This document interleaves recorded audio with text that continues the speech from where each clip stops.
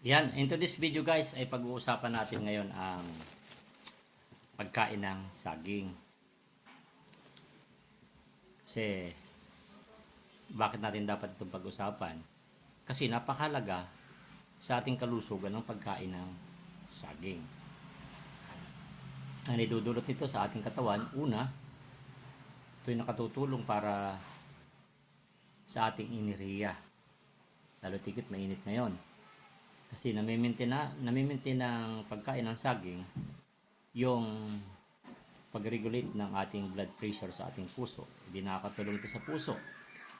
Nakapagbibigay ito ng lakas. Nakakatulong ito sa ating pagtulog. Yung sa mga insomnia dyan. Disclaimer lang po, itong video ito ay isinare ko lang bakit naging paborito kong pagkain ng saging. Bukod sa masarap na prutas to, ang saging ay kakain ka lang nito ng 3 piraso araw-araw, ay mamimintin na natin yung ating mga blood pressure. 3 pieces a day. Kung hindi pa kayo high blood, ay ito ang maintenance nyo, yung pagkain ng saging. Siguro kung hindi pa kayo high blood, pwede namang twice every other day.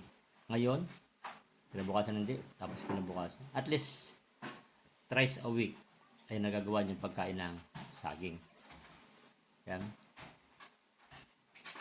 May nakapagsabi ng nutritionist na ang saba ay mas mayaman sa potassium.